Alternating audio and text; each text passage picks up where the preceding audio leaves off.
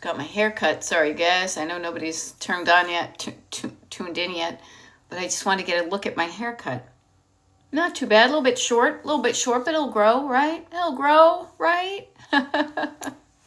So, good afternoon. Good afternoon. And here, let me just double check here. Where am I? There we go. Scrolling down to the live schedule. Tuesday, September 2nd, 1 p.m. Eastern. 1 p.m. Eastern, TikTok. Yes. Now, I do that, frankly, because I, what do you call it? Totally lost my train of thought. I showed up on the wrong platform this morning. Not the wrong. Yay, Becky, I love it. You can see and hear me. Now that's cool because usually that has to do with the YouTubes, so which is where I was supposed to be this morning. You know what? It's all good. It's all good. I'm going to stop talking about the thing that I did wrong and I will emphasize all the things I've done right. Okay? Anywho, Tuesday, September 2nd. I did this. That got rescheduled. I did that. I did that. And here I am, 1 p.m. TikTok Live. Check me out. How are you doing? How are you? Hope things are going well. And if they're not, let's try to make them within the next hour or so, because I will be here on TikTok for the next 59 minutes. Okay? Here was a curious thing. I saw something on TikTok that said, oh, stay on and do a live for 2 hours. I might do that at some point, but I don't know. Thank you, Cheryl. Thank you. I literally just came back from the hairstylist, my guy Phil. So it hasn't even, usually I come home and I take a shower and I'll wash it and I'll redo it with my own stuff. Because you know how sometimes their stuff, I'm almost like, if you can smell my hands, they use product that doesn't smell like your own product. Yes, Erin, nice to see you. I've got my leftover tea from the morning, and I've got my bottle of water here too. Yes, it's a double TikTok day. Yeah, and maybe I'll do a pop-up tonight. I don't know. We'll see. But nice to see everybody. Today kind of feels Monday-esque because yesterday was a holiday, and today also feels kind of just like the kind of a new chapter maybe, or just the beginning of something different, because it is kind of the unofficial end of summer, but also the beginning of fall. Things are definitely cooler here. Some of those places in your house that you may have said, depending on where you live, it's too hot in the summer to declutter. Maybe now you're looking at those places that are a little bit more, temperature-wise, that you're kind of not necessarily looking forward to decluttering, but looking ahead and saying, we should really do that now in the fall before the winter. So I'm here to help you with that. I've got some decluttering to do, like just as far as putting stuff back where it belongs.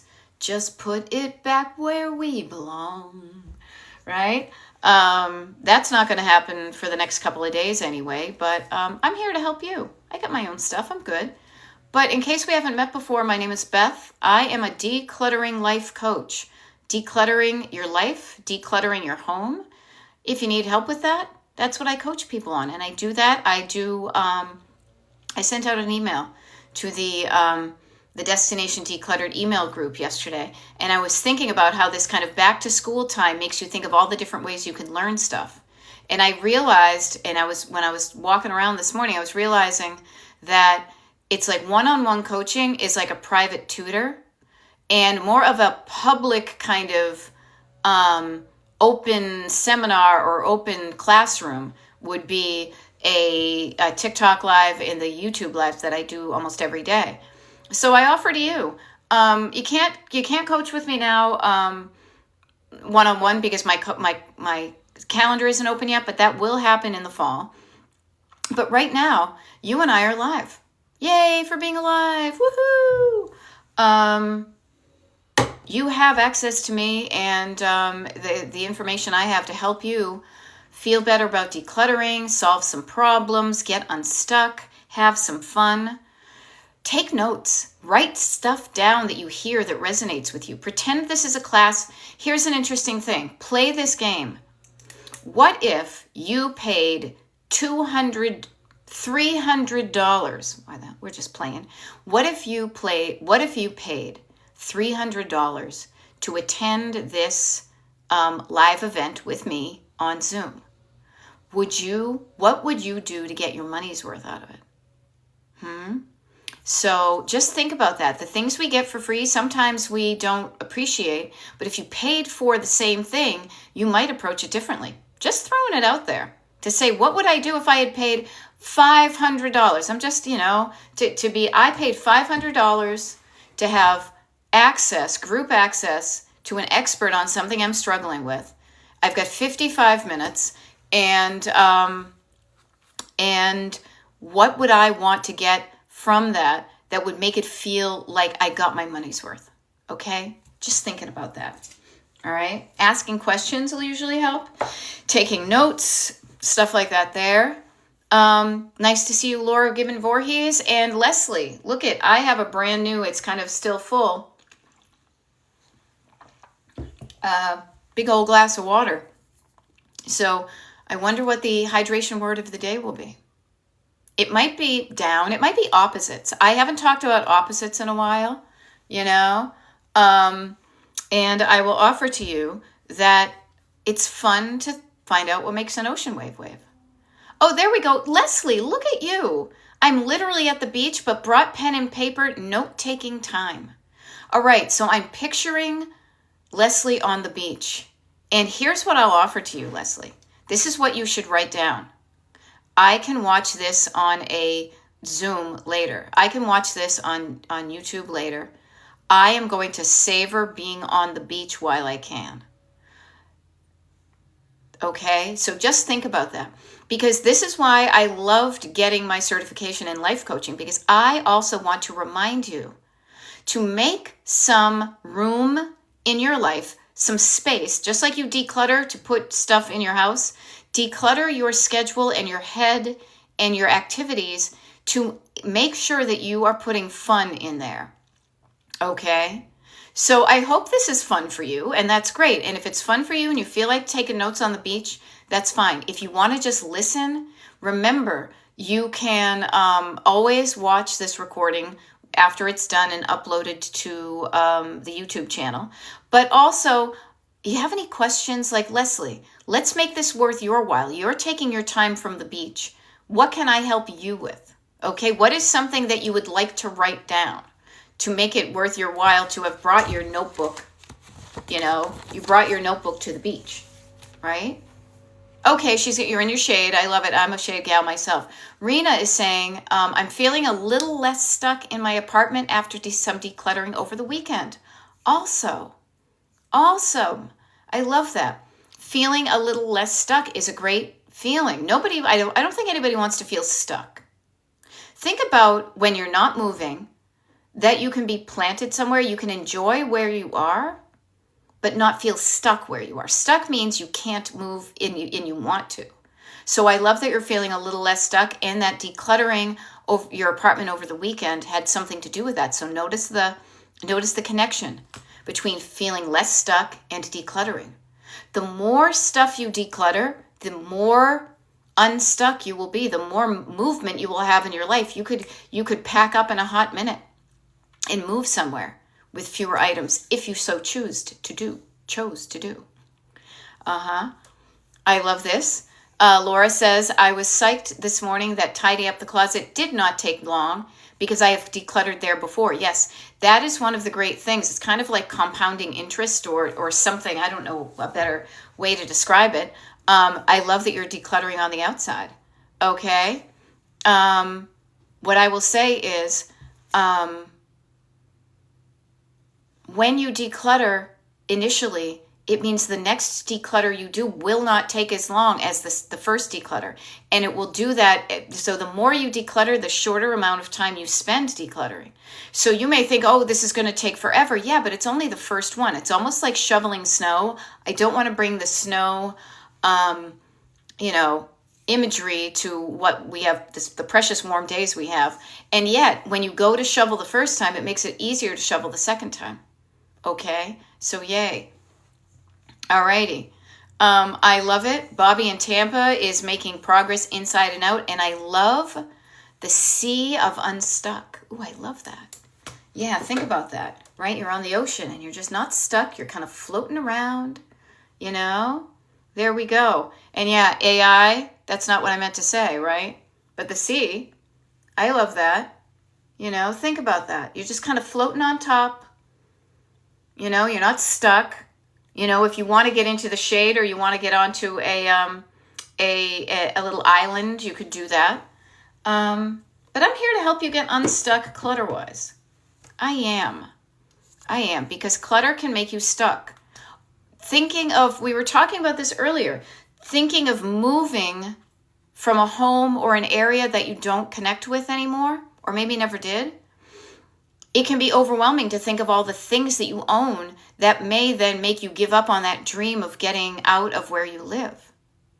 So even if you don't want to move yet, or you want to move in the future, starting now, starting here, starting now, I used this, would that look good in my Palm Springs house? If we moved to Palm Springs and we needed to do it fairly quickly, would I be ready to? Would the things that I have in my house now, would I want to spend the time and money to move them to my fabulous house in Palm Springs? And I pictured that fabulous house in Palm Springs. I do not have one yet, but I played this game. I used my imagination, and I imagined a house that I would love living in, and I imagined a community that I would love living in, and that's what popped to mind. Now, I love my house where I live now in Pennsylvania, and I love my community. But if I was to move, I said to myself, would I want to be weighed down with all this stuff? And the answer was no. I asked a question of myself. I ended it with a question mark, and I was kind enough to myself to listen to my answer. That's a lot of this. That's the really fun thing about one-on-one coaching and writing stuff down. Okay, so Leslie's got any ideas for how to approach assessing summer stuff, chairs, pool stuff, etc., a tidy way to store. I'm there with you. What I would offer is, because I have a bag that I bring to the beach or to the pool, and we have a couple of chairs and whatnot. So Leslie, what I would say to you is, much like seasonal items, finding a place that it's going to be easy for you to know where they are, easy for you to get them when you want to get them, and easy for you to put them away again. Knowing that I won't use a lot of my summer stuff for months, if not, 6 to 8 months to 10 months, I don't know when, right? I would find an out-of-the-way place, like the far side of our garage. I might want to experiment with hanging our beach chairs on like a hook on the wall if I already have that. But putting the like items together, taking stock, actually emptying out like your beach bag, shaking out the sand, checking what you have in there before you put it away, because you may have accumulated some stuff, and even just some sunscreen that may go bad between you use it again. So put the sunscreen in the bathroom. Use that on a daily basis while you're out working in the yard. But I would keep like items together. And I would also, frankly, get curious about the things that I had for like the summer that I thought I was going to use this past season, kind of in that looking in the rear view mirror. Look at the things that you had for the summer, and did I use those things? I will tell you, I am so surprised. Now, we did some traveling and things, but I was still wearing clothes. There are some clothes early on in the season, you may remember, that notion of wearing everything at least once before you start again. I have some things that I've barely worn twice. Yeah, barely worn twice. So, and I don't own a lot of clothing. So putting your like items together so that when you go to immediately, like you've got that beautiful spring day or in June and you can run to the beach, you know immediately where to grab your stuff to make it easier for you to get to where you want to go. And, looking to the things that you didn't actually end up using and getting curious about them. Now, I will offer to you that one of the things that comes to my mind is a bunch of folding chairs that we have that we used to use a lot more when we had people over to our patio, but we barely use them this year. They're still stacked in the far side of the garage along the wall. Now, there are some people who say, if you haven't used it in 6 months, get rid of it. No, I don't buy that. What I say is, remind yourself of what you have. And we do intend to have people over. And also, we don't necessarily need that space. Okay? So with everybody, maybe take a moment and reflect. Get it? Rear view mirror. A mirror reflects. Do some reflecting. Look back on this past season. And even when you may be making room, now this is something I'll be making room for, in my bureau drawers and in my closet, I will be putting my seasonal, my warm, my sundresses and stuff kind of in the other closet that I don't go to as much. And I will be bringing back the heavier clothes, the full length pants, the socks and things. But as I do that, I will take an inventory of the things that are in my drawers and in the closet for the summer and just say, did I wear this stuff? If I wore it, do I anticipate I'll wear it again? Now, I've lost a couple of pounds that I'm very psyched about. And so there were some things from last summer that I did not wear this summer. And there was one thing in particular that I brought on the cruise. And I realized, you know what? I don't want to wear that anymore. I've worn it a couple of times and I'm good with it. So I put it in a donation bag. Okay? So notice the things you could use this. And it doesn't have to be a big declutter, but even 10% of the things. Like, for example, another decluttering example, an opportunity to declutter can show up all the time. Our microwave died on us about a month ago. And luckily, the guy who's working on our basement said, oh, I can install the new one. If you get a new one, it's the same brand and the same whatever. And so they did, he and my husband did that yesterday. But in order to do that, we have a cupboard up on top, and he pulled everything out of that. Now, some of the things I definitely use, like the brown sugar, things like that. I had a tin. I used to collect tins, right? And this was a Cracker Jack tin, and it had like baking supplies in it. Because I don't know why I just did that, because they were actual baking supplies. Baking supplies. And I realized I can't even remember the last time I used any of that stuff. Easily 15 to 20 plus years ago.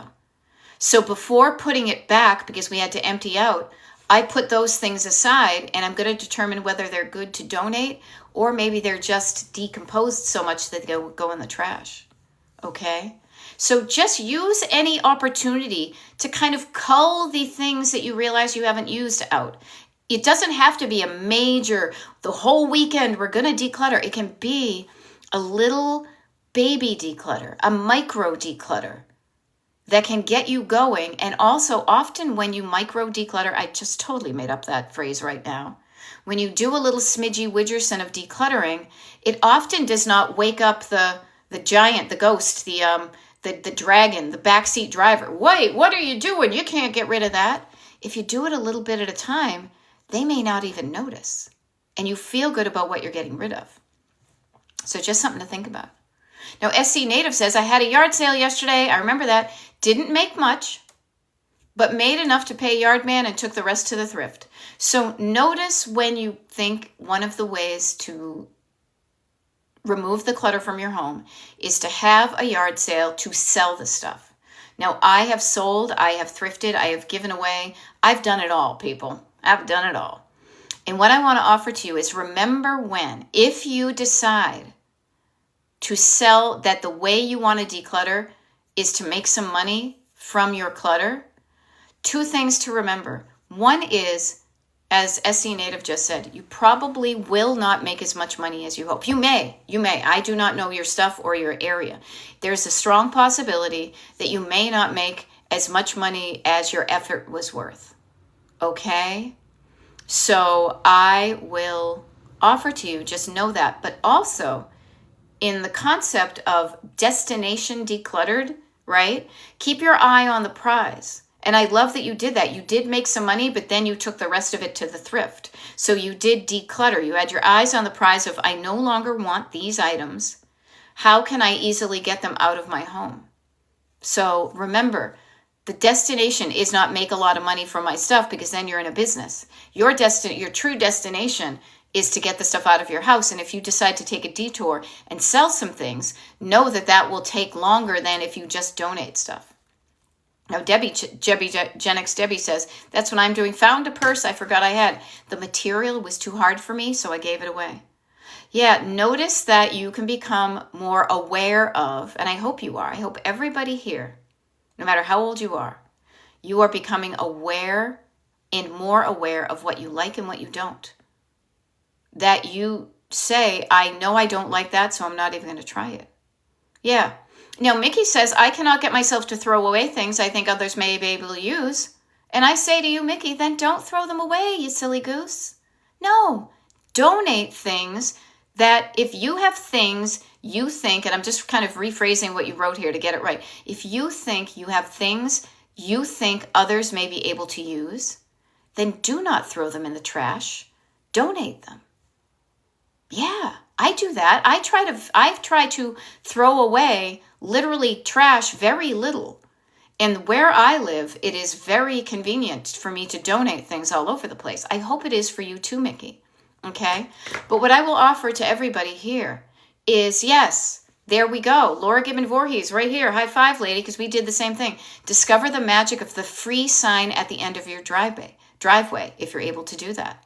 We have been able to rehome and share things we don't want by simply doing that for years now, people.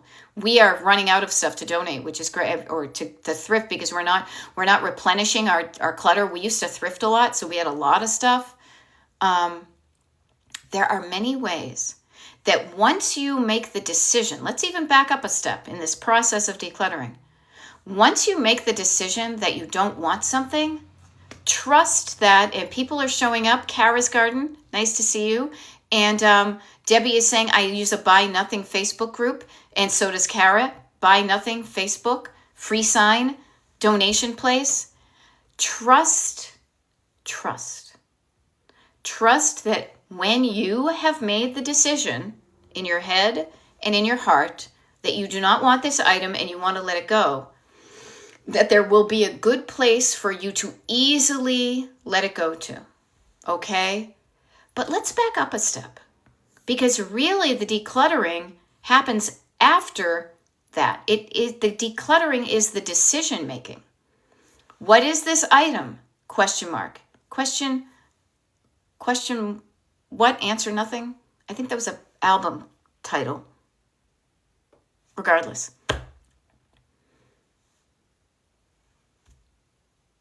When you have things in your home, ask yourself a question about them and be polite and answer yourself in a complete sentence.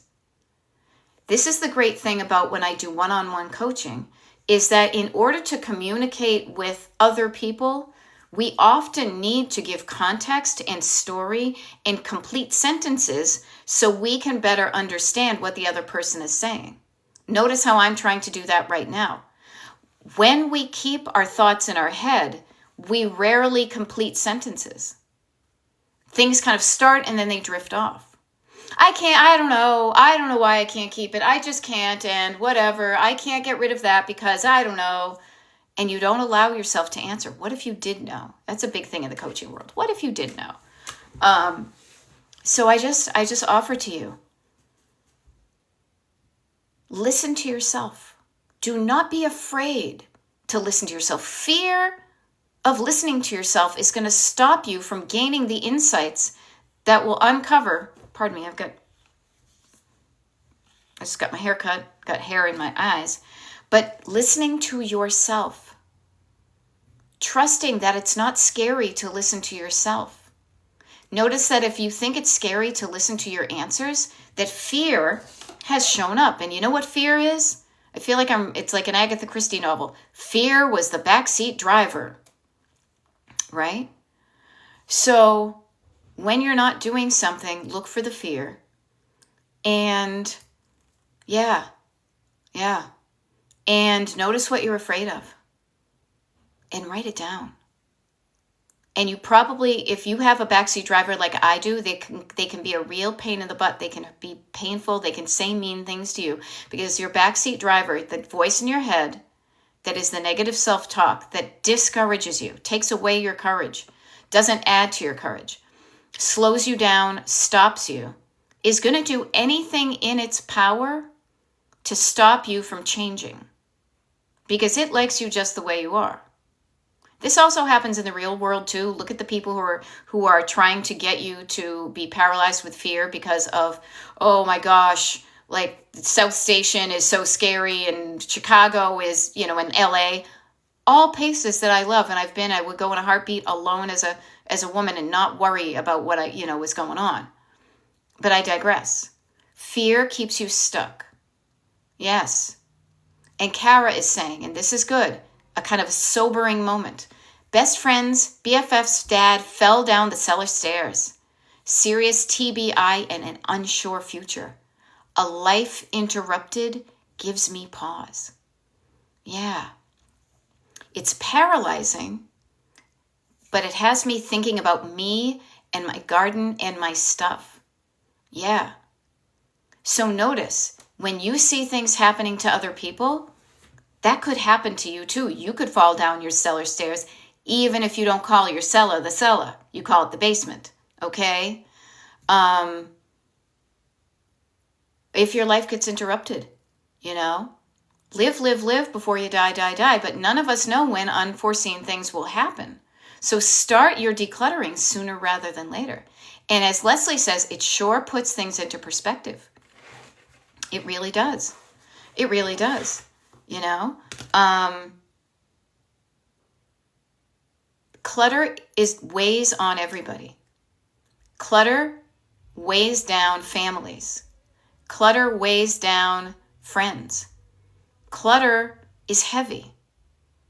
Clutter slows you down when you'd rather do something else. If you had the opportunity to change, to move, how quickly could you move and feel good about what you're bringing with you and feel good about what you're leaving behind? When an opportunity arises, are you easily able to say yes, or do you feel like you have to say no because you are decluttering and I can't do what I want because I own all this clutter? The clutter can be a roadblock that you've put in front of the car in your life. Yeah, notice. I love it. Mama Kimbo says, I donate women's clothing and kids' clothing to accessories to women's shelter. Love it. Simply for Kids says, I can't have people over because I'm embarrassed. Okay? So, yeah, clutter will stop you from living the life you want to. If you didn't have the clutter, you wouldn't be embarrassed and you might possibly then have people over. Now, I would say you can, and it's interesting between can and can't and don't wanna. What I would offer is you technically, logically can have people over, but you don't want to because you feel a sense of embarrassment and shame. Those feelings will keep you stuck. Please trust me, Simply for Kids, when I say that so many people, I swear every single person, there are more people on this planet, and especially in this country, because that's where I coach, is the United States, who have more stuff than they know what to do with, and it's like a dirty little secret. Their house may look good on the outside, on the surface, but you open up a drawer or a door and all hell breaks loose. So you're not alone. And you can, once you calm down the embarrassment, once you say, I don't need to feel embarrassed by this, it doesn't mean that you also are suddenly ready to invite people over if your house doesn't look the way you want it to. But that may encourage you to start to transform your home into something you like. And then when you feel better about it, you will feel more like you can have people over because you will feel less embarrassment and more good about yourself. Okay? Now, I love this. Kara's Garden just had a tomato sandwich. What a wonderful thing. I'm thinking I'm going to have a tomato today. We had some corn, kind of the last corn of the season from one of the farm stands here. The seasons will change. So carpe diem, eat that tomato.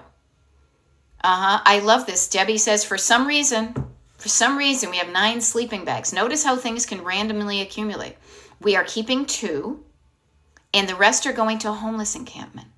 Yeah, I think that's a wonderful thing. We can help people with our excess. Okay? Carla Jane, I can't wait to hear about this tomorrow. Carla Jane says, we were able to give a bedroom suite to a friend this past weekend. She was thrilled, and what a wonderful way to get it out of the way. Yes, there are so many good ways to feel good about releasing things. We are not told, we are always taught to feel the good thing about acquisition, acquiring things, bringing it on. Capitalism, consumerism, more, more, more. How do you like it? How do you like it? Right? We're always told that that feels good. As I like to say, it feels good until it doesn't. Bacon, bacon, bacon, good, good, good. Ugh. Suddenly I feel gross because I ate too much bacon. What I say, it can also feel really freeing and wonderful and liberating and enlightening to happily let go of things. Okay? So this is a message that does not get out much in our consumerist society, is how good it can feel to connect, to help to people, to release what you don't want and help somebody else with it. Okay? I love it. This is cool. Judy is offering, so I will say this too, and I'm scrolling back here because I'm bad with Simply for Kids. Judy has been hanging out for a while with me, and my name is Beth. I'm a decluttering life coach. Coaching is called Destination Decluttered. Couple of quick things.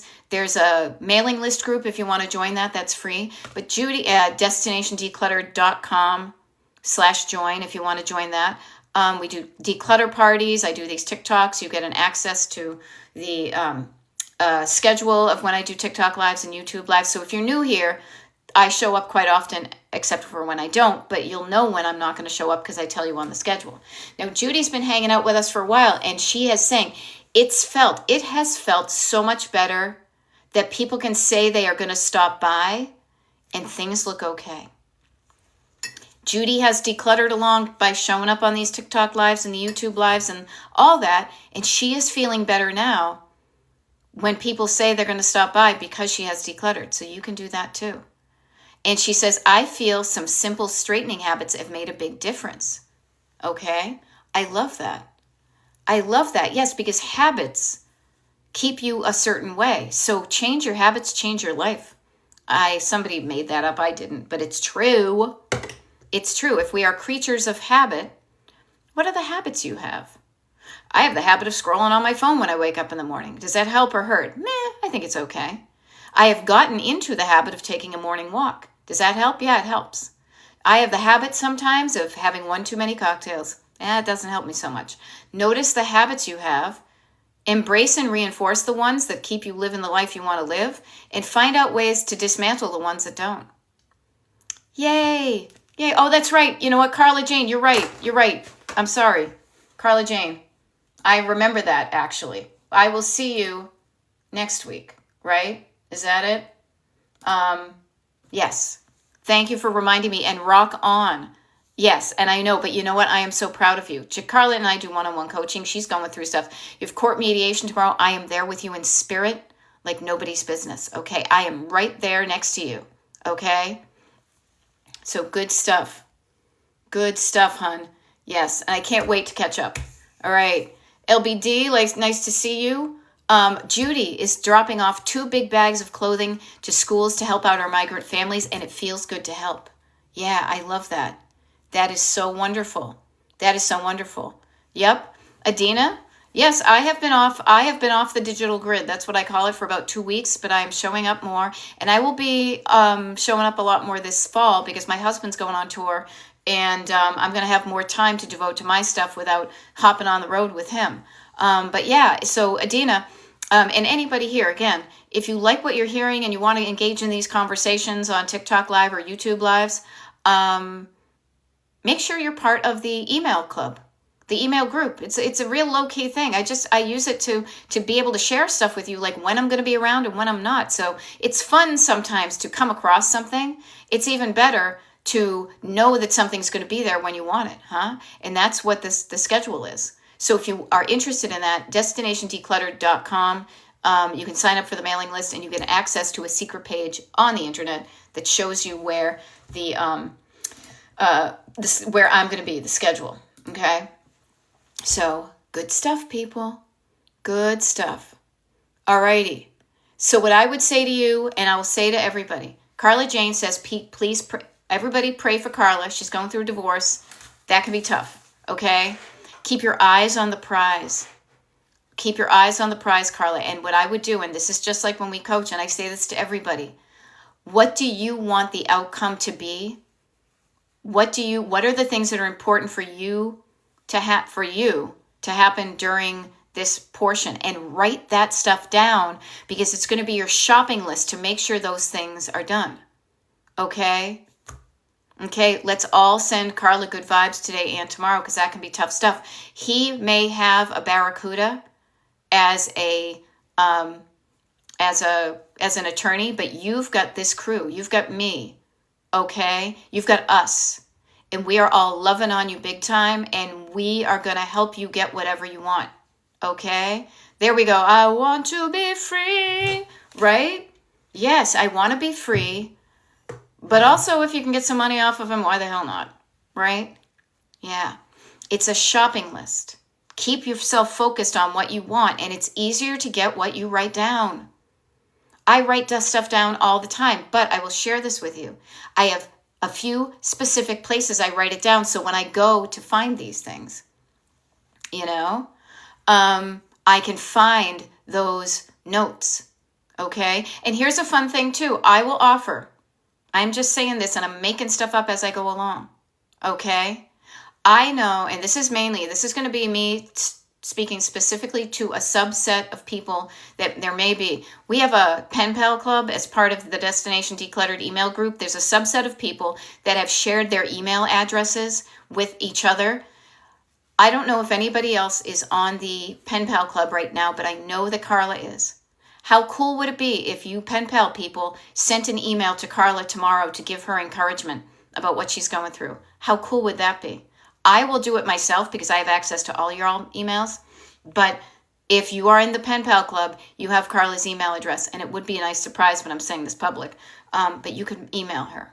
Okay? So I love it. Yay. Good stuff, people. See, we are good people. We are good people here. We do good things and we kick some ass. Yes, we do. So yeah, the tools for decluttering are pretty few. You've got your head, you've got your heart, you've got your physical body, and ideally you can write stuff down. That's all you need. It was really interesting. Somebody shared with me, and everybody approaches this differently, so I try not to declutter shame people, but I will share with you. I will never sell you a product like a container. I will never sell you a box. I will tell you to go out and buy a cheap notebook and to use whatever you have around you to organize your stuff. And then once it's kind of, you've decided what you want, then you can upgrade, so instead of living out of cardboard boxes, you may, invest in something from IKEA. But I share with you, I would love for you to get to this school season to practice the skills of listening to yourself and writing down what you hear, even if it's the bad stuff. Write down, make a header, bad stuff, crappy things my head tells me. Write that stuff down, get it out of you. You are taking the poison out of your head. And it gives you the opportunity to replace that poisonous thought with one that's healing and feels better. Okay? So good stuff. Yay. Jenny from Houston, nice to see you. I love it. Debbie says, looking forward to being completely decluttered. Lost my phone in the house and a new phone is in my hand. All right. Yeah, it's something. It's something I will share with you. But clutter will come and go and ebb and flow.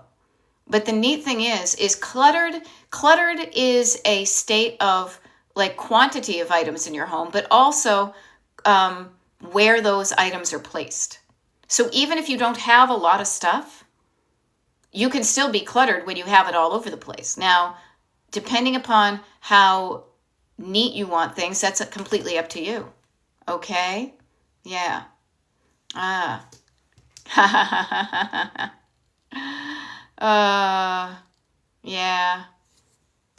The salt will decrease after time. My ex was awful. Yep. You know what? I had an ex. I had to get through that in order to get the awesome guy that I have right now. And I didn't plan on getting remarried. So just, you know what? You got to go through the rocky road to get to the smooth. I almost said the smooth sailing, but then you'd be driving and in a boat. And that's kind of weird. Yeah. Mm-hmm. And how fun is this? So Carla Jane has been decluttering the house that her mom had that was a very neat hoarder house. Okay? Yes. And a friend of hers is opening up a booth and selling vintage stuff. There we go. So I will offer to you, yes. Part of life is taking the time, and it doesn't have to take it, but stopping, pausing, and asking yourself the musical question, kind of, where am I? And where am I cool with where I am, or do I want to change something? And sometimes those changes can be big, like divorce and death and moving. And other times they can be, I've got too many mugs in my mug collection. Okay? Alrighty. Erin, let me help you with this. I'm stuck. I love it. Now, I don't love it when a person's stuck, but that's when I turn into like the AAA, what do you call it? The tow truck, okay? I started decluttering receipts. Now I need to file. The office and file cabinet is not ready. Okay. This is where my punk rock, thrifty New Englander moments are going to come really handy. Okay, Erin? Because you will, what am I trying to say? You don't have to have the office and file cabinet ready to do that. What you could do, this is what I do. You could temporarily, as you get the office and file cabinet ready, you could take those receipts that you need for business expenses for the next year and literally find just an envelope. I bet you get stuff from Amazon. Get one of those leftover Amazon envelopes, turn it inside out, in big black magic marker, write on it, receipts for taxes from 2025, and then you know where they are. Okay? The office getting and file cabinet is not ready. What I would say to you then is get out your notebook, my dear, and then say, what is the description of ready? How do you want it to be ready? What are you aiming for? And write that down and, I don't know, show up for one of the declutter parties. Let's do it. I think this is wicked fun. Yeah. Okay, should I put these aside again? Declutter my office first? You can do the both. Okay, you don't want to. You should already have, Erin, one thing I would say to you and for everybody here, including myself, right now, make sure you have a place that you've started right now at the beginning of September that is where you start to create a home for any paperwork associated with the taxes that you will need to file next April. Okay? And again, I say you don't have to get anything fancy. Literally reusing an Amazon box and labeling it, say tax stuff for 2025 taxes, and then putting that box somewhere. You can always go back and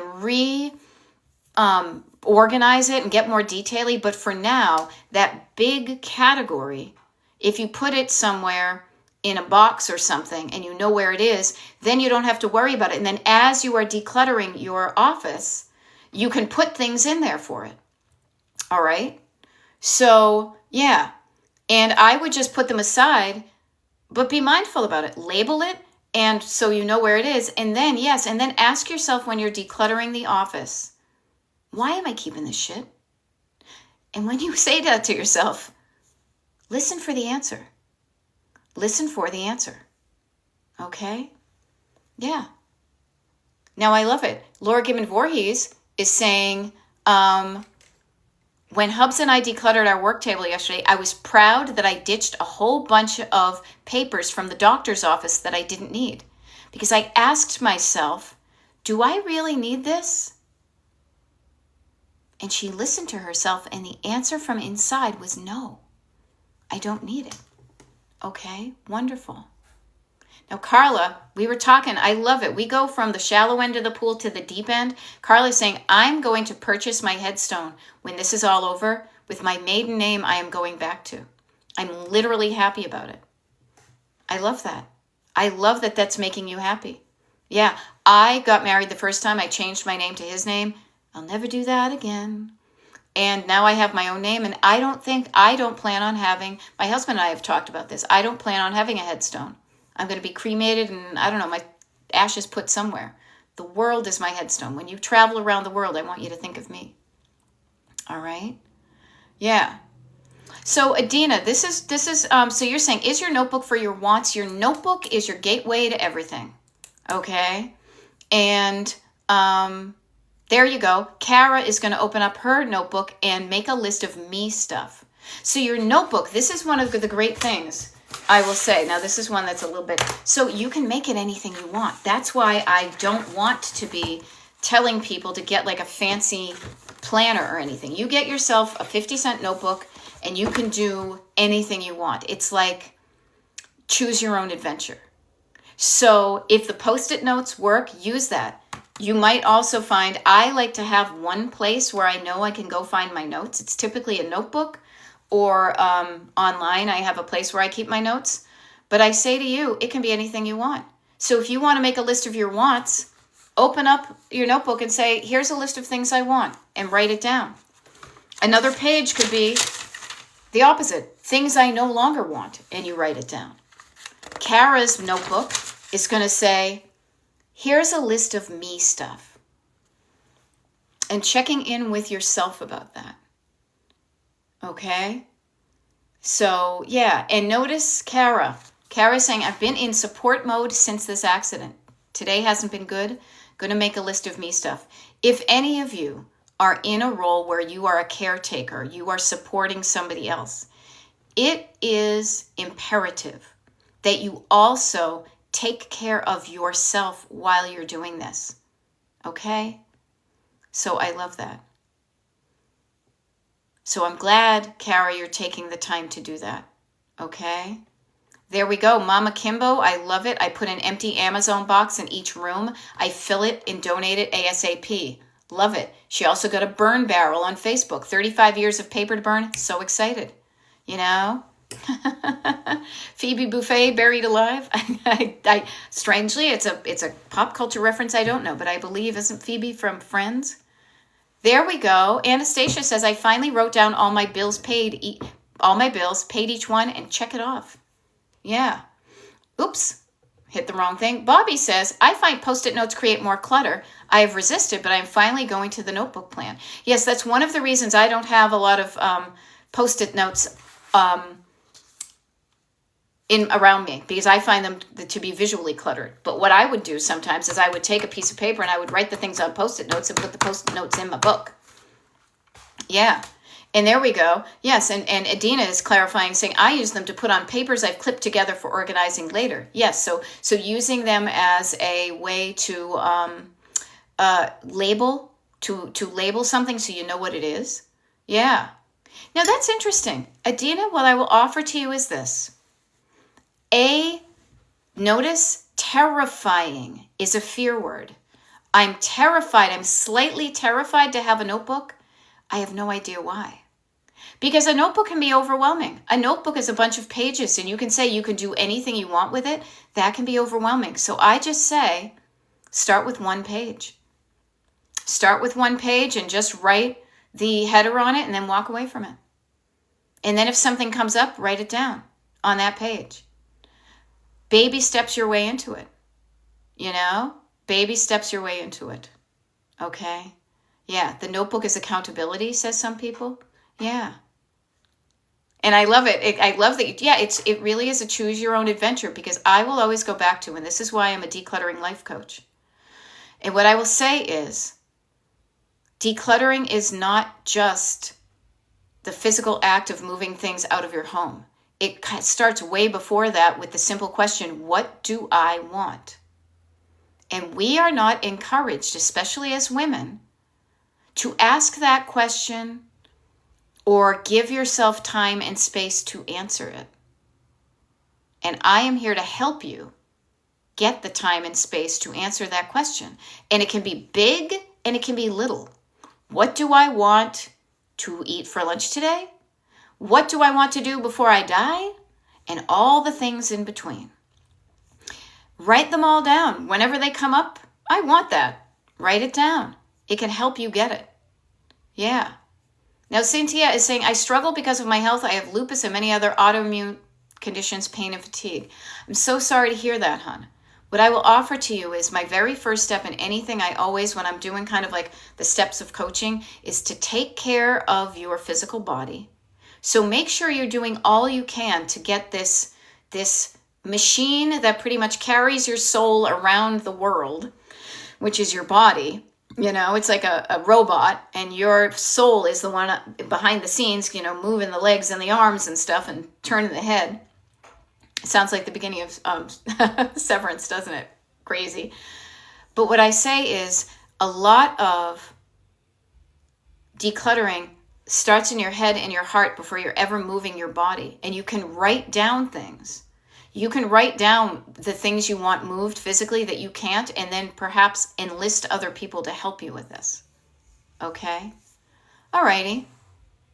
Oh, so Anastasia says, question, trying to save on electric bill, started hang up clothes to dry. Bad idea?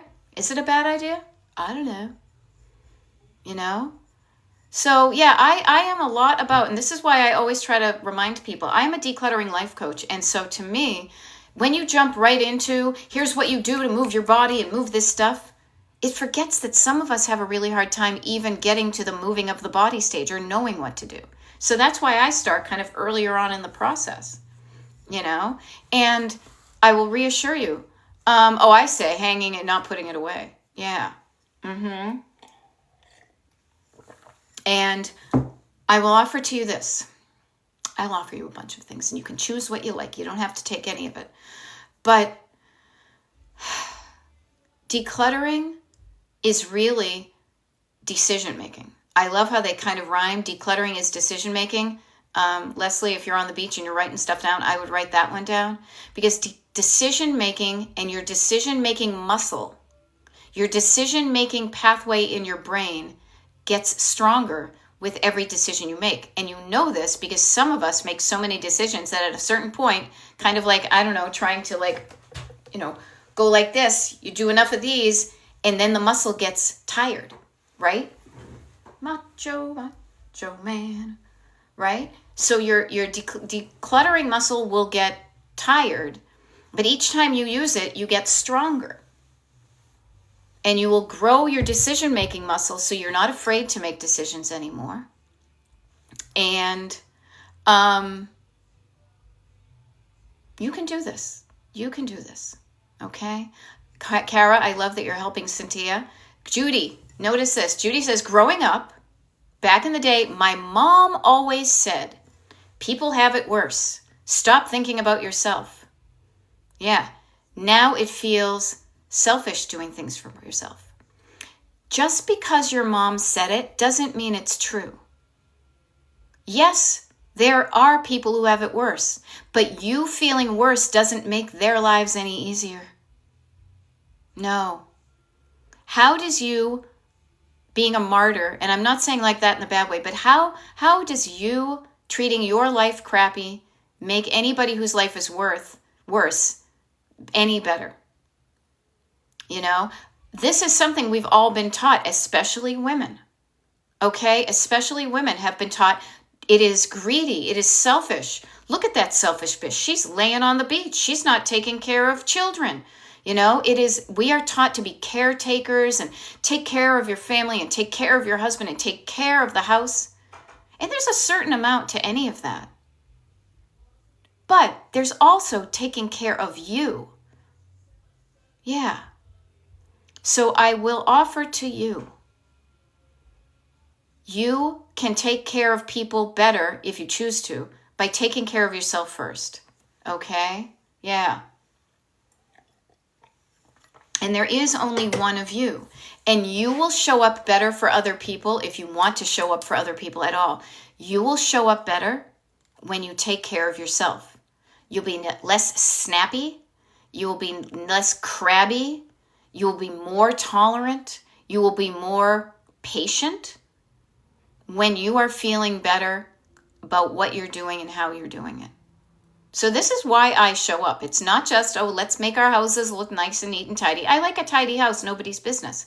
But I want you to be living the life that you want to live. And learning how to declutter your home is a stepping stone because it causes you to make decisions that all will hopefully be leading towards your destination decluttered. It can feel weird to do things. It can feel different to do things that in previous lives, people have said, don't do that. But you know what? Your mom might have been parroting what she was told. Your mom may have been told that stuff, and then she began to believe it, and maybe she didn't even question it. You know, but I looked back at my generations behind me, and I was like, wait a minute, that's not what I want, you know? And I was able to make different decisions. And I love what I'm doing. It's not for everybody, but so there is absolutely nothing wrong with being selfish. Yeah. If you have kids and stuff you need to take care of, delegate some of those responsibilities. Raise kids that can be more independent than maybe they are right now. I'm not saying be latchkey kids, but there's a balance that you don't have to do it all for them and nothing for yourself. Now, this is funny. Anastasia says, I clean every day, but you would never know it, because clean is different than decluttered. Clean is like, is it grimy or not? Right? So I just share with you that learning what you want and getting it is not greedy. You will be leading by example, and you'll be able to train other people like your kids to make decisions. Yeah. Debbie says, my mom was good at hiding the clutter. Surfaces were always clutter-free, but open a closet, woo! As my mother would say. Same thing. And no, please, we couldn't even hide the clutter. It was in boxes on every single surface. In boxes of papers, crap. So I know what I'm talking about. I do. I lived it. And then I started living it myself when I had my own. And then I was like, wait, I don't like this. I don't like the feeling of having too much. I like the feeling of just right. And what's just right for me, the style, the quality, the quantity, the color, the texture, all that, I get to decide. Because here's the fun thing. Think about it. You are living your Barbie dream house life. You are living in your Barbie dream house. Anything you want, you could put into that house. And if you don't want what's in your house, get it out of there. But it requires you to make a decision. Do I want it or not? And sometimes those decisions can be very, easy. And sometimes they can be a little bit, should I stay or should I go? And that's why I show up, to help you walk through that part where part of you says to let go of it. Actually, it'll be this part. And the other part says, no, hang on to it. And that tension, notice it. If it would be, I don't know, there's a slack right here. If you want to keep it, keep it. If you don't want to keep it, let go of it. But there's tension when you're being pulled in two different directions. So get curious about the tension. What are the reasons I should keep it? What are the reasons I should let it go? And should want to let it go, want to keep it? Write those things down, and it's eye-opening. Okay? Oh no, Monlu. Oh, Honey Bunch, no. Don't forget that our parents grew up prior to the advent of the electronic world. Everything was paper-based. And if you saw value in those papers, you kept them. And then you forgot about some of them. Okay? Yeah. So some of them, it was a different era. Okay? Damn it, Donna, I'm so glad you caught this live. You made my day. Here's a goofy thing. Would you want me to stay on longer? I think I can. And TikTok was saying, I've got some stuff to do. Does anybody want me to stay on for like another half hour or so? I got the time. Damn it, Donna says yes. Okay, that's good to know. I get it if you guys have to turn off at 1 o'clock. Oh, okay. I see all the yeses, and I'm like, okay, I guess I'll do that. Alrighty, cool. All right, round 2. All right, let me just yell down to my husband, okay? Because this is how we get. I always say I need like a Campbell's soup can and a string. Hey, Babu, I'm gonna do another longer TikTok live. Everything okay? Okay, cool. All right, round 2. So where was I? Oh, actually, it's funny. I have car keys in my pocket. Hey, everybody. It's round 2. Okay? There we go. So there's a whole bunch of stuff. I'll be honest with you. I distracted myself. I'm always on a roll, but I can get back to, I can lose my focus and I can get refocused. I love that people are decluttering while I'm here. I'm going to be here for at least another half an hour, maybe longer. I don't know why. It feels like it would be fun, right? So Brooks Farm says, I just did a bunch of cleaning out, still feeling anxious. I thought it would be less. Interesting. So Brooks, I'm really curious about that. I love that you did a bunch of cleaning out. What's the story of your anxiety? How does it feel? Where are you feeling anxious? Are there words associated with the anxiety? It can feel different if you're used to hanging around with clutter and then you decrease the amount of stuff around you. It can feel different, but maybe it's not anxiety. Okay? Maybe it's not anxiety. Maybe it's just a different feeling. Okay? So, okay, here we go. So I'm going to do this thing because it's hit 2:00 right now. So this is a kind of top of the hour moment. And I used to be in college radio back in the 80s, which is crazy to realize it was the 80s, but it was. So I feel like I should do a top of the hour announcement. So my name is Beth. My coaching, which is what I want you to really remember, is called Destination Decluttered. If I had a business card, I'd show it to you, but it's on my TikTok. It's on destinationdecluttered.com. In the internet, that's where you sign up to be part of my email group. We do parties like Zoom parties and stuff like that, declutter parties really. I do one-on-one coaching. I don't know, fun stuff. I like to make things fun and get it done. And I'm very Gen X, and I like to have fun, like to get it done, and like to share with you the things that have helped me to be like living the life I love. Okay? So I'm going to be here for at least another half hour, maybe more than that. We're going to see. I'll play it by ear. Flexibility. And so here we go. I love it that I'm seeing all the stories of success. Okay? Alrighty, Adina's got to go to work soon. Totally get it. This will be recorded too. This is recorded and it will be uploaded to the Destination Decluttered YouTube channel. The YouTube channel has over 800 videos that you can pop in and listen to like a podcast, or watch if you want. Put them on your TV. Sometimes people do, but you can have those running in the background as you declutter. Okay. So, here we go. Yay for a day off. Gotta go. Made piles, Stacy Babbage says, made piles in the garage this weekend to trash, donate, and sell, so my hubby can see how much it really is. Hubby would be happy if I got rid of so much more. Tell him to get rid of some stuff then. He would be happy if you got rid of more. What about his stuff? Here's the funny thing. Women are indoctrinated from the time we are born to be the keepers of the household, even though everybody else in the house benefits from a well-run household. And so, to me, it almost does a disservice when you have to rely on somebody else to keep your stuff tidy and you don't have the skill to do it yourself.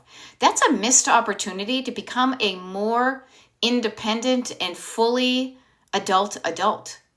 And hubbies, I don't care what age your husband is. If he's been taken care of by people all his life, he may not have the declutter skills. Children definitely don't have them unless they're taught them. And if you don't know how to declutter, it's highly unlikely that you are going to easily be able to teach your kids how to declutter, simply because you can't teach something you don't know. I couldn't teach you how to ice skate. I mean, I know how to ice skate, but I can't really teach it. So if your hubby would be happy if I got rid of so much more, okay, he does. I'm so sentimental. There's nothing wrong with being sentimental, hon. There is not anything wrong with being sentimental. I am sentimental like nobody's business. But I will share with you, Stacy, that I would get curious about the quantity and the quality of items that you are saving and what stories they represent. If you have a lot of sentimental items, that's okay. But notice what stories you are saving. Is there, and the answer is yes, there is there are other ways to save stories other than saving a three-dimensional object. You can write down the story. You can share the story with somebody else. You can take a picture of that item and share this picture with somebody. You can write down the story and take a picture. So notice, if you are saving sentimental things, how many pieces of evidence, because paper is proof. Something you are saving is proof that something happened. Stuff is like a souvenir of something that happened. Okay? And so I just offer to you, it is totally okay to save things for sentimental reasons. Sentimental means they touch your heart. There's surface clutter, it's the easiest. Stored clutter, metz. Sentimental. But each house has all three of them in there. But if you think you have too much sentimental stuff, that is something you can change. If you feel like you have the right amount, the person you live with should honor that. And I say that as a person who has far less, well, no, I just package mine up differently. Both my husband and I save a lot of things. He's gone through his, and I know he's weeded out some things, but he still saved a lot. Like, we could open up a museum of Cliff Hillis and all of the gigs he played and all of the things he did.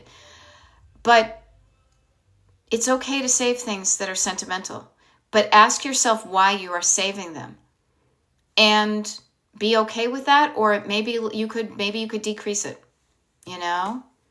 Yeah. So Kara says, I restarted my local politics after a summer hiatus. Yeah. Gonna set up a few pickup times this afternoon. Rock on, Kara. Thank you for doing that. I appreciate it.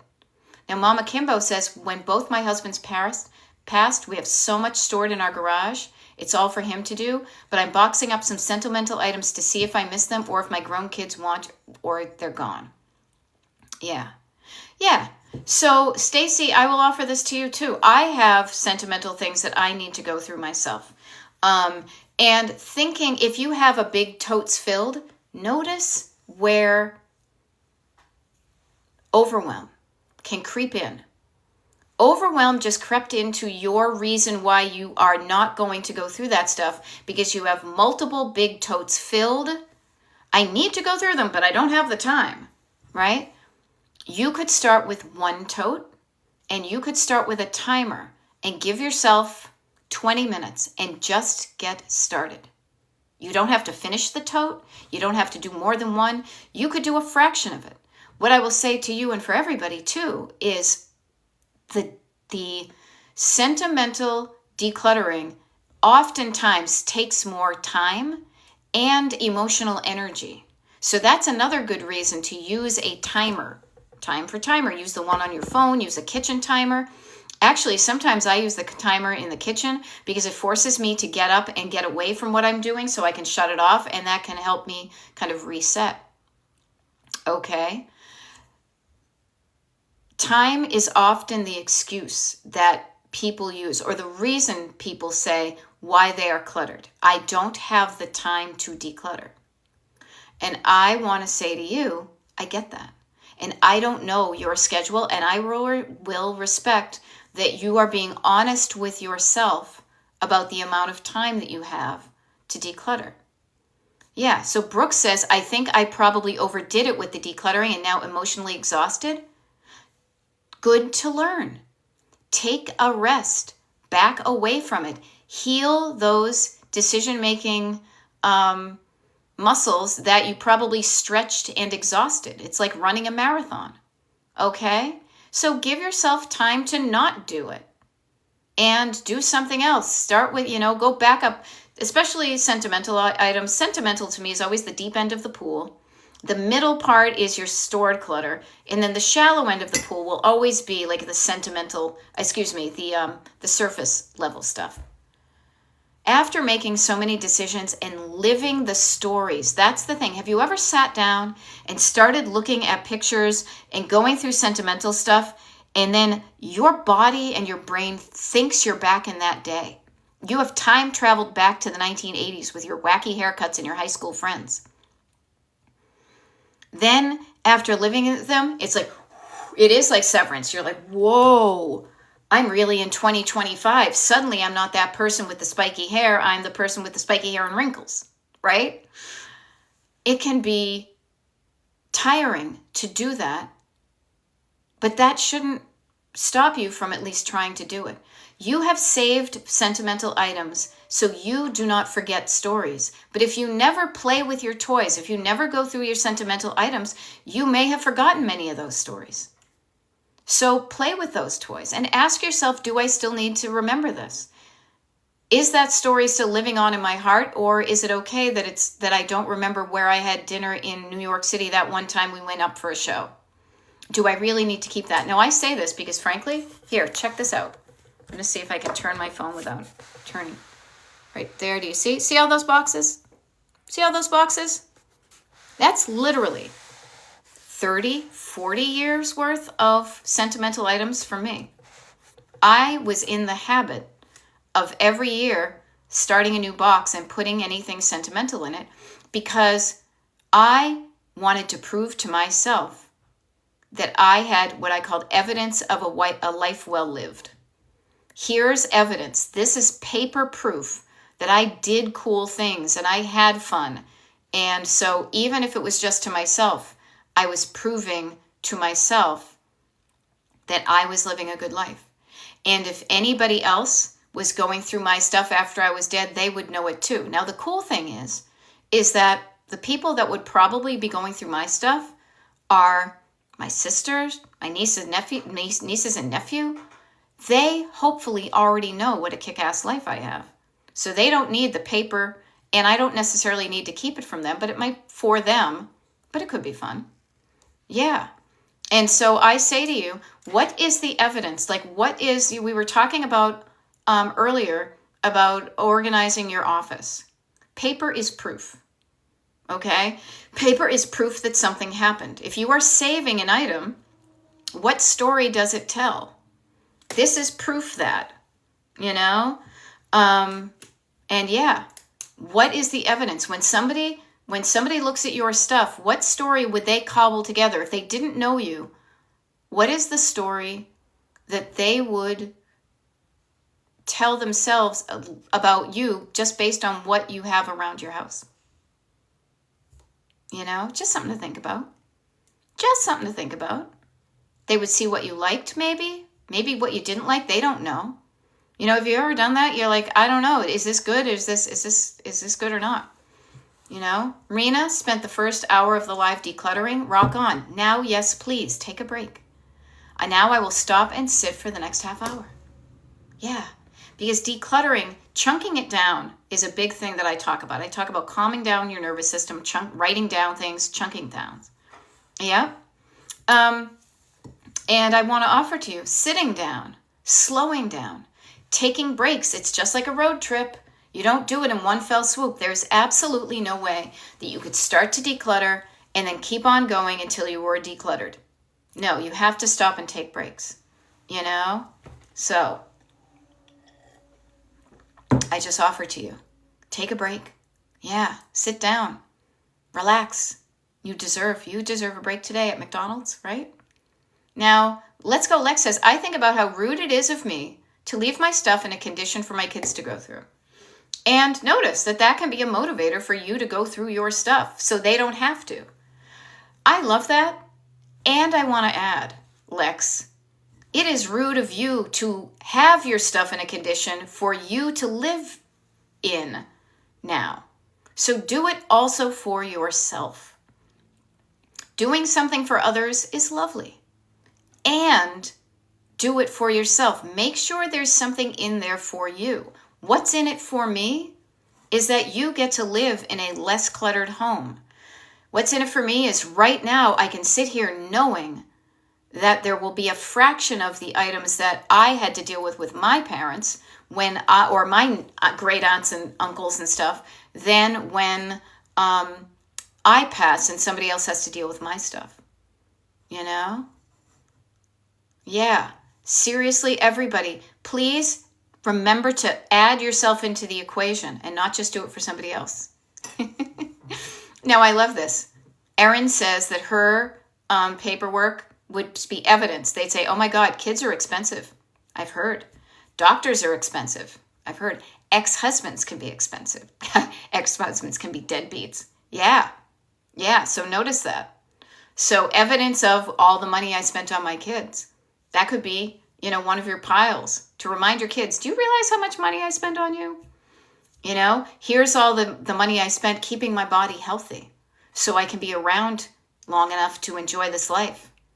Here's evidence of where I made a bad decision marrying somebody and I'm paying for it, in many ways. Learning from those things. Hey, that's fun. Kara's Garden says, just picked up the kitchen. We'll find a Zero credit card to transfer our balance to next. Great. I love that. Yeah. And Debbie, and notice this, a lot of us Gen Xers, we Gen Xers are living through this and we can see it down the pipeline. A parent dies, a relative dies, a friend dies, and somebody's got to clean out the space. And after you've done that enough to some people, and I've done that all my life. I was in high school when my grandmother died and we had to empty that house, and so on and so on.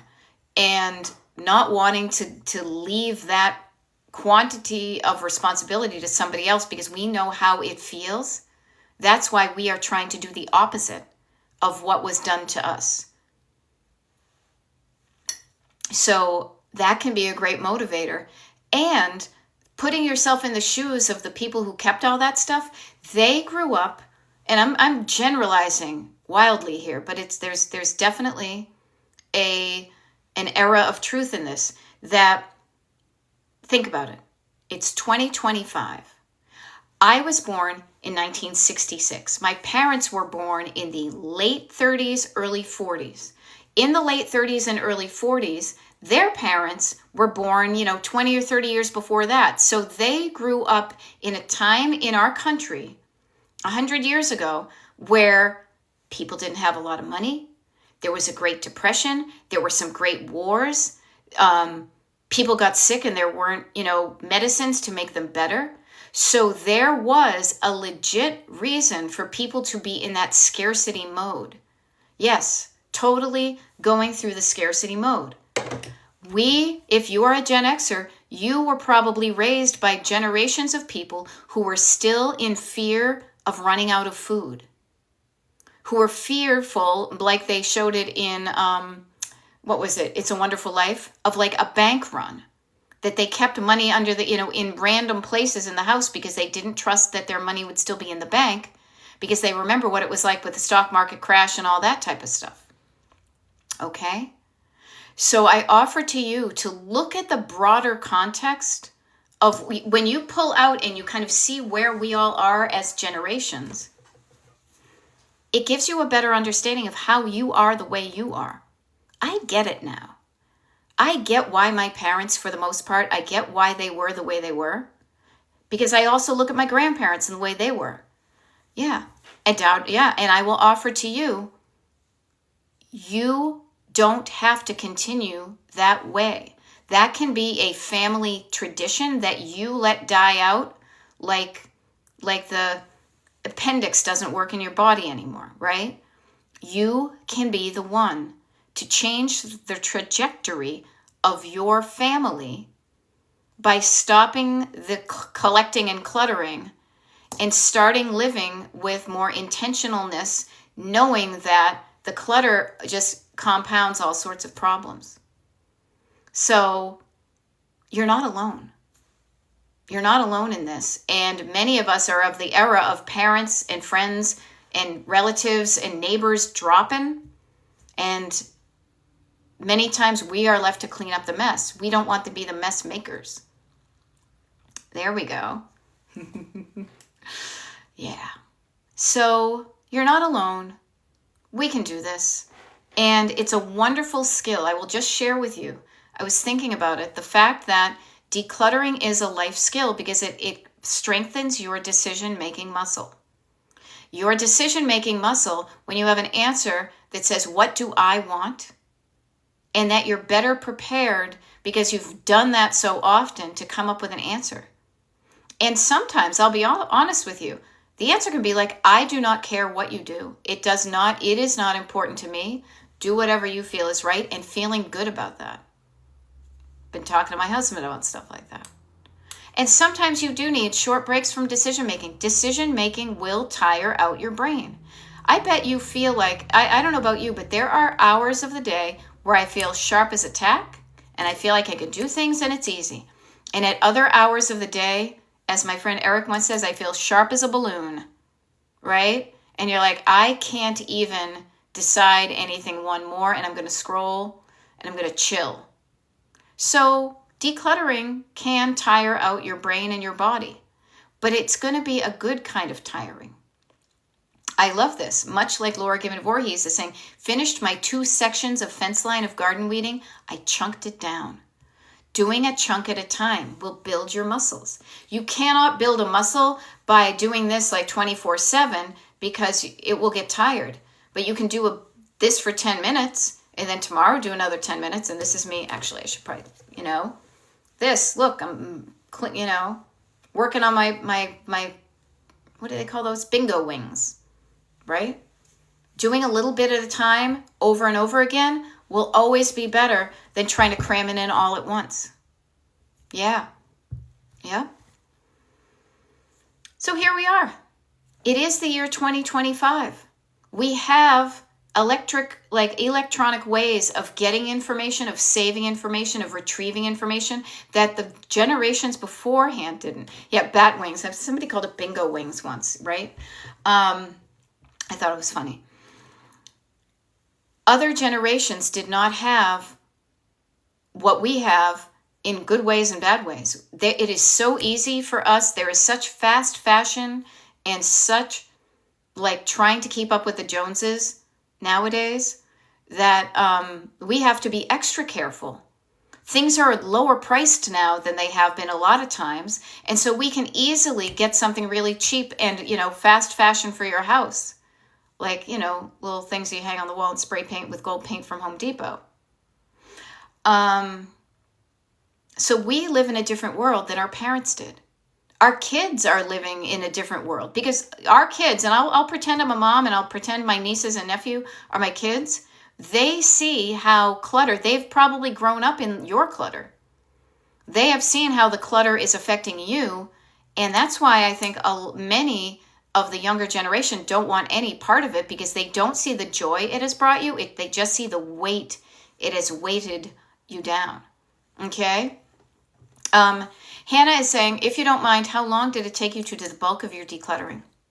You know what? I can't even really answer that, Hannah. And I don't mean to, I say this because I never really marked like this is the day that I started. And that was not something that I was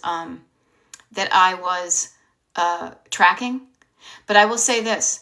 I recently came across a picture of myself as a little kid I took a picture of 4 years ago when I would go up to Massachusetts and help my mom with her house for a week at a time. And it can take, depending upon how much you do, it can take years, it can take months.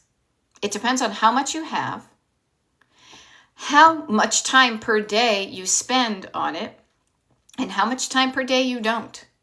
But I will offer to you, Hannah, any time spent decluttering is time well spent. Because time decluttering is you hanging out with yourself. You and yourself, you telling you stories about yourself. Who you used to be, who you are, who you want to be, who you were related to, things you did, things you bought, things you thought you were going to cook in the kitchen, clothes you thought you were going to wear, clothes you wear, clothes you hope to wear. Decluttering is hanging out. And here's an interesting thing too. Hannah, I feel very slow in this. Slow is a secret judgy word.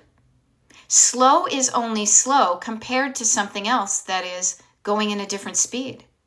So don't compare yourself to anybody else. Pretend you're a car on the road and you are just driving on your road. There are no other cars around you. The pace that you are driving forward, is the pace that feels right to you. And if it feels right to you, you're more than likely going to continue to show up. And if you're doing it in a way that feels slow, maybe instead of thinking of slow, maybe you substitute that word and think of mindful. I'm being mindful about how I do this. I am taking my time. Take your time, do it right. I'm not rushing through this thing, and I'm enjoying the process. Okay? I'm enjoying the process. So slow is a judgy word. Be careful for the words where you're judging yourself against others. I am driving forward at a pace that feels right to me. And I will share with you, I have far less physical energy than I did 4 years ago when I started my mom's house. So notice that you may continue to drive at a slower and slower pace. Yeah. So Mosey also offers, if you keep bringing stuff in, it will take you longer. Yeah, my husband and I used to, any day off I had, I would be hopping there to go to, yard sales, garage sales, thrift stores, all that kind of stuff. That used to bring me joy. Now it doesn't. And that's okay. I like looking at stuff, but I don't buy it. So I've decreased the amount of stuff that's come in. And we often are getting better at bringing things out kind of, a bag at a time, a Goodwill bag at a time, to keep things flowing out and not stagnant. Yeah, okay, Donna Dalla says, albums told my story, discovered they were scratched and unappealing, and I donated to an artist resource. Excellent. You know what? I have still some of the records that I have from back in the day, but I sold a bunch of mine because I realized it was telling a story to me, but I already knew that I liked those bands, and I knew that some young whippersnappers might care for some of my records because they were in good condition. Other ones have been crappy, and, then you can do something creative with them. Yeah. And Cynthia is saying, yes, adult kids don't want much of anything I saved for them. So I offer to you, notice what you have saved for yourself, but also notice what you have saved for other people. You have saved stuff for other people, maybe because somebody didn't save your stuff for you. So you are trying to do the opposite of what was done to you. I just offer to you, if you're saving stuff for other people, get them involved earlier rather than later in the decision-making process, because you may think they might want it, but they may not want it. Even right now, anybody who has stuff that they've saved for their children that are now adult children, don't wait until you're dead to give it to them. Start now. Go through that stuff together. Make it fun. Sit down. Open up that box. As we would say in my family, walk down memory lane. Remember this? I remember this. Tell stories, swap stories.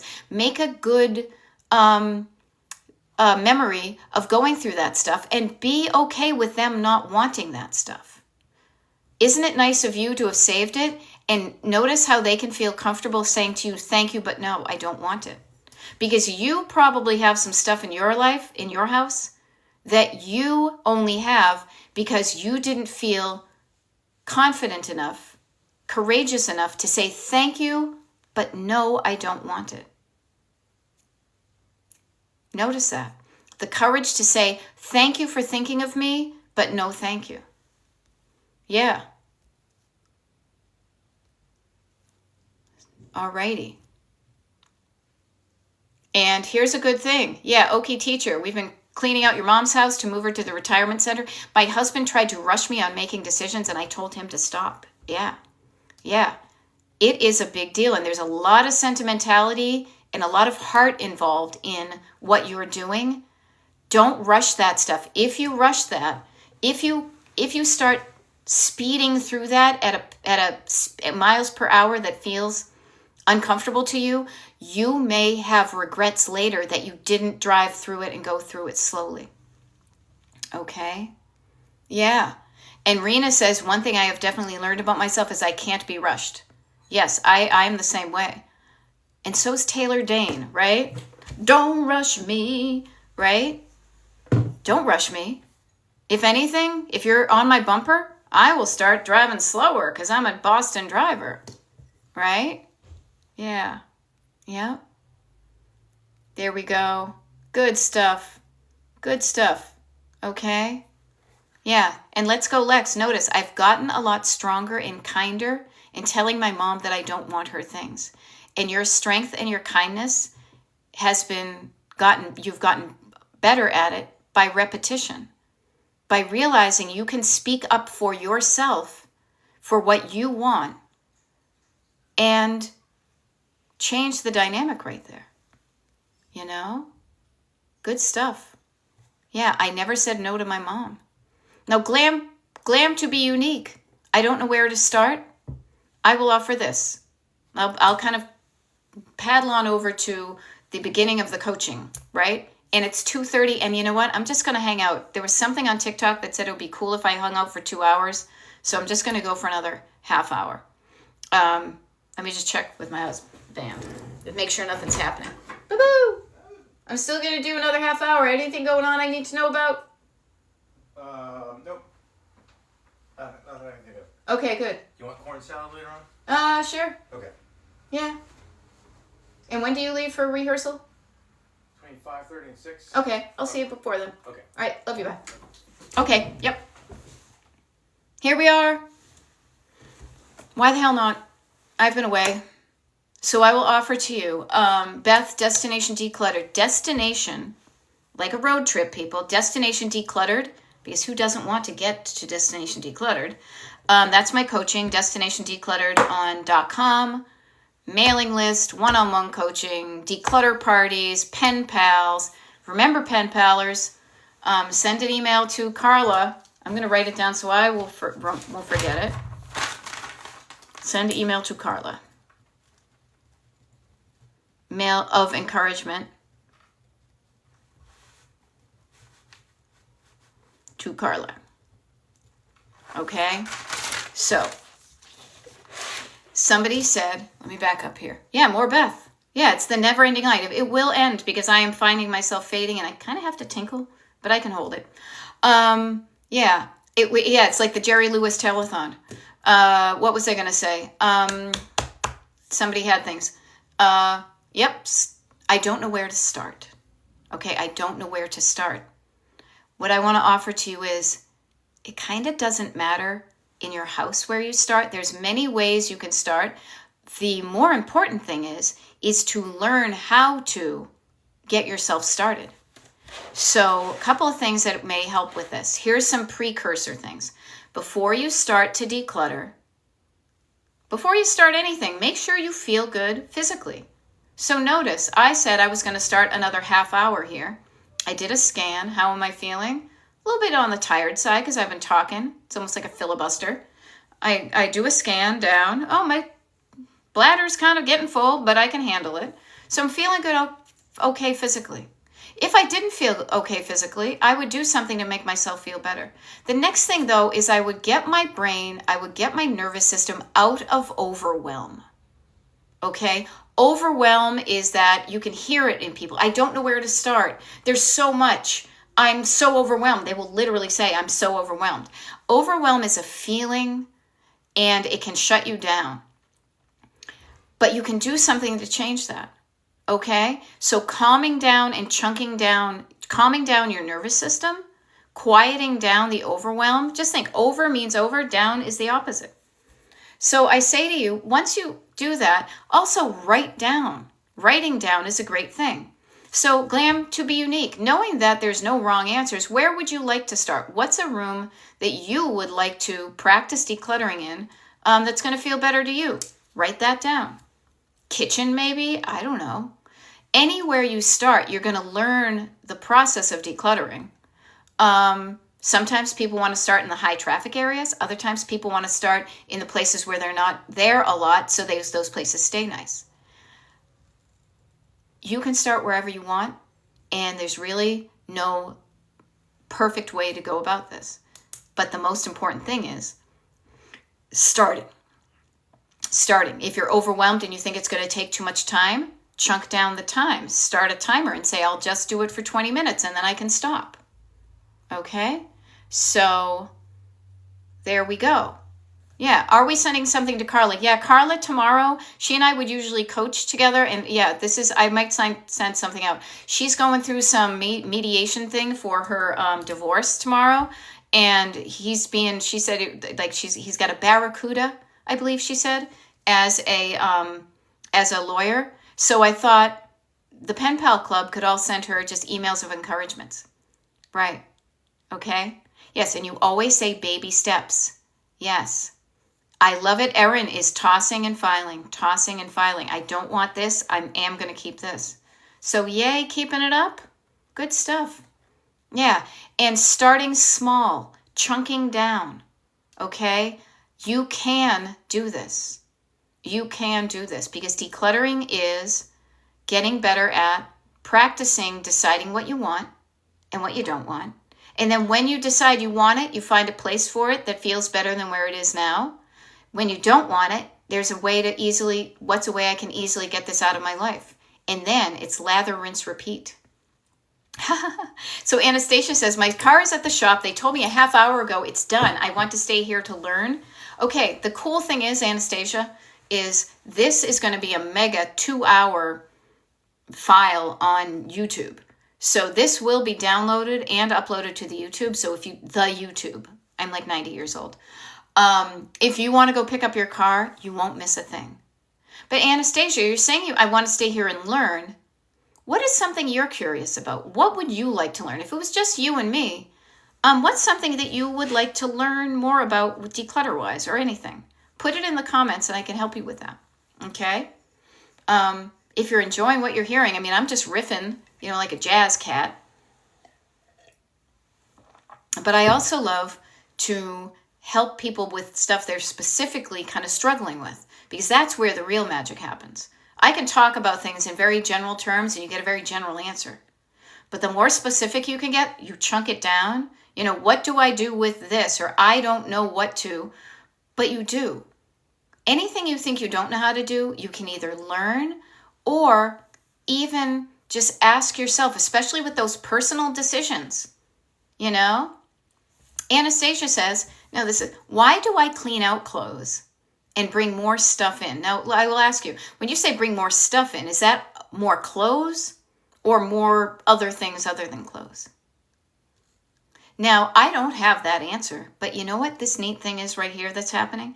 Is you and me hanging out together gave you the opportunity to ask yourself that question. So if I asked you that, you gave me the question. Now I'll ask her back to you. So why do you clean out your clothes and then bring more stuff in? Like what comes to mind? Okay, kitchen items or clothes, So if you clean out clothes, let's even talk about kitchen items or clothing. You bring in more clothes, maybe because you want to wear them. Are you wearing the clothes that you bring in? And get curious about yourself and don't be afraid to be patient with yourself. If you're not used to giving yourself the space to answer these questions, the silence, be patient with yourself. Slow down your pace and sit there with a notebook, open it up, put your pen in your hand, take a deep breath, and whatever comes up, write it down. There are no wrong answers. If you're writing something down, there's something in there. And sometimes, kind of like my husband's a songwriter, sometimes you need to get the bad lyrics out in order for the better ones to flow through. It's like turning on a faucet that hasn't been turned on for a while. You need to let the rusty water get out before the clear stuff comes through. So get curious about why you do stuff. Don't be ashamed.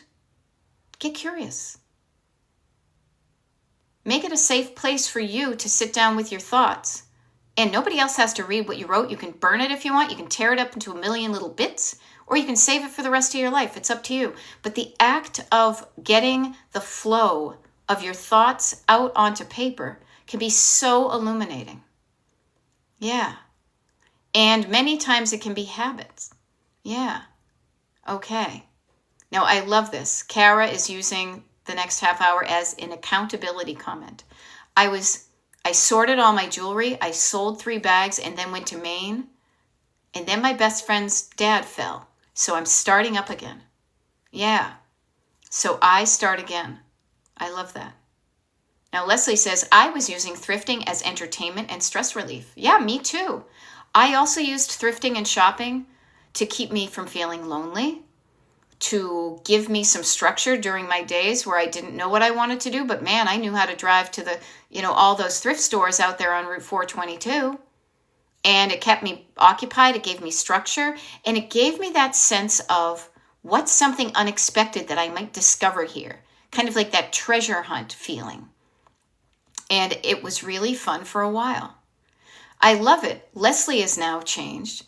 And she says, I was using thrifting as entertainment and stress relief, but then sometimes it brings you stress. Now I do exercise. I go out into nature. I take walks. Yeah, finding a substitution. If you're used to bringing things into your home and going out and shopping, maybe practice going out and looking, and instead of buying something, you just take a picture of it.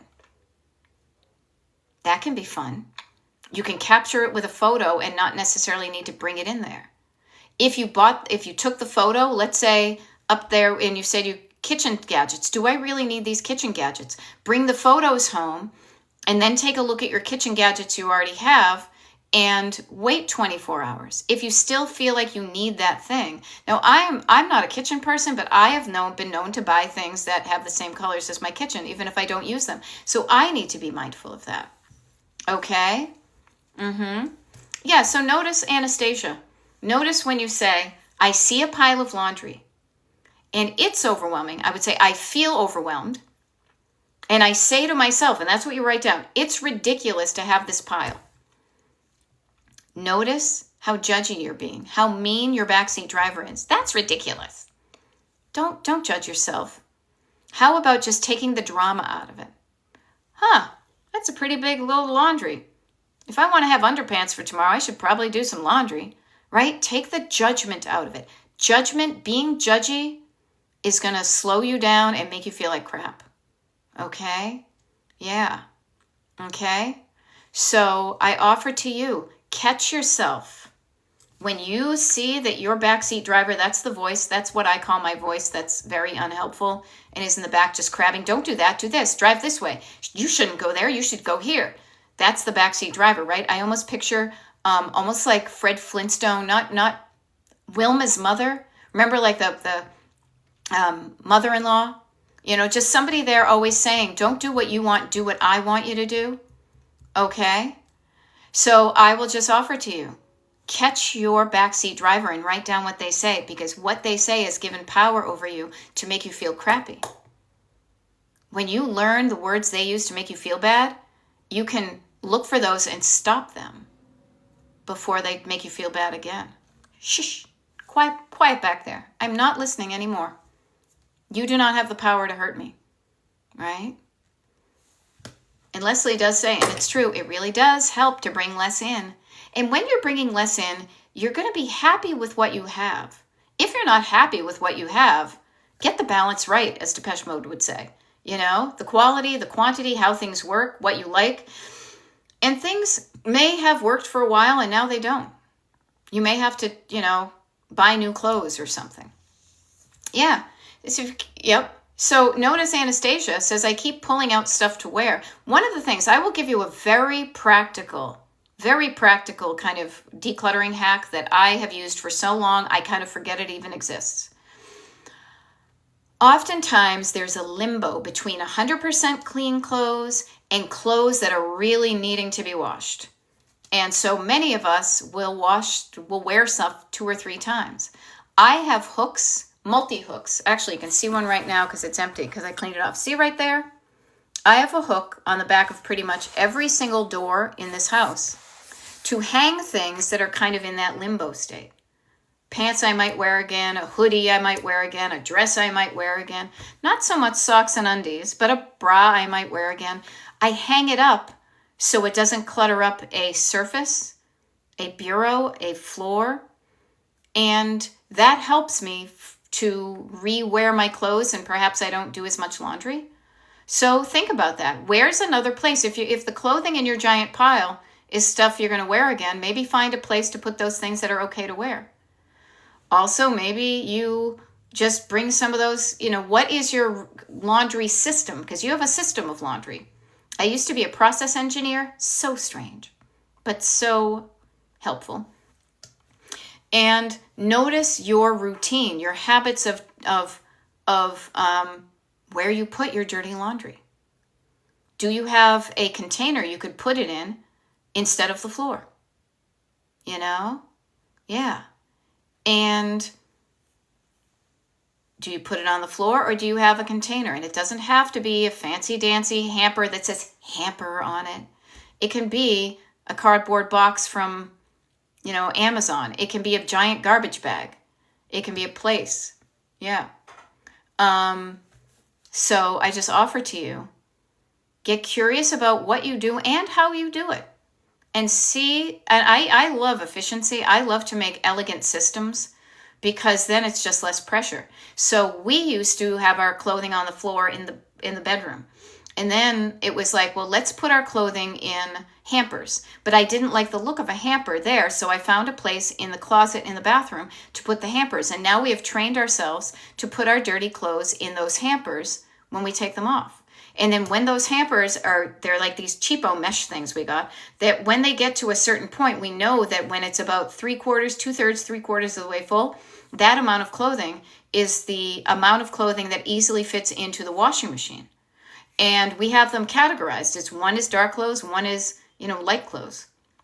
So you may just have an inefficient laundry system that you haven't changed your system, so you're always feeling like you've got laundry everywhere. Okay? Yeah. So Hannah says, I love fashion, but I'm in a casual life. I keep buying things that belong in a different life. Nothing wrong with that. Why not have fun wearing the stuff you've bought? Make a reason. Think of an outfit you've recently bought and wear it out to the mall. Decide to go out with some of your friends. Take a walk around the neighborhood. Play with your toys, as I say. And I think, who was it? Right up here. Yep. Somebody said they like when you say like shop in your own house, but use what you have in your home. Play, dress up, have fun. Have fun with those things.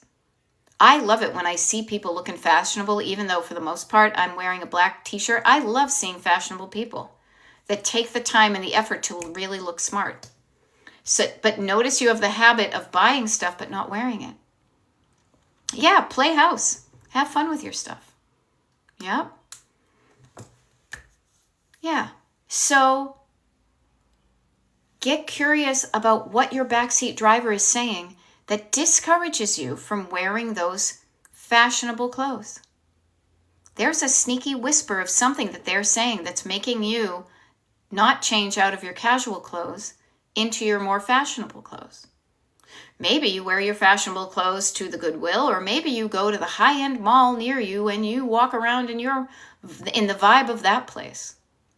Have fun. You guys have fun. Embrace your own style, as Dammit Donna just said. Have fun with what you already have, and be okay with if some things worked for you for a while and they don't any longer, they may work for somebody else. I have seen more people that look so fashionable and well put together that have come out of thrift stores that have that sense of style. You do not need to buy things firsthand in order to be stylish. If anything, I think it's great when people kind of thrift and collect and piece things together and go to the vintage shop. I think that's a real thing. That's a sense of style. So I offer to you, have fun with what you have in your home. Have fun with what you have. If the stuff that you have isn't making you have a fun life, consider letting go of it. I'm not saying get rid of it. I'm not here to tell you what to do, but consider, how would I feel if I no longer had this shawl? Because I just put a shawl into a donation bag. I feel okay putting it in that bag. I wore it for a while. Now I don't want to wear it. It's okay. Somebody else is going to love that. That's a great phrase. Remind yourself, when you put something, if you're hemming and hawing about a piece of clothing or something that you no longer want, but it's still good, say, you know what? I had my fun with this. Now somebody else is going to really enjoy this.